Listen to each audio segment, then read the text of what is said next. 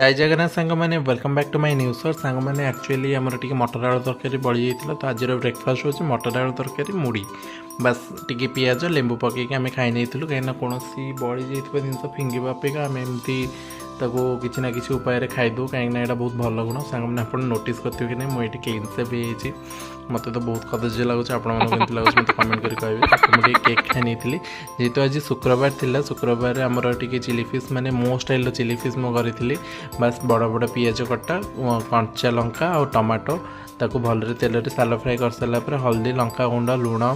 According to आपणकर quantity हिसाब से देदेवे दे सारापर मुझे टी चिकेन मसला यूज करें आप फिश मसला थे फिश मसला भी यूज करेंगे मुझे कौन सॉस व्यवहार करें कहीं मत चिली फिश सॉस बिल्कुल भी पसंद नुह तो मुझे अदा पियाज रसुण बटा देकी भलरे कषि देती पानी दे पानी मरला माने पूरा सुखा सुखा हो गला मोर ये चिली फिश प्रिपेयर हो गला।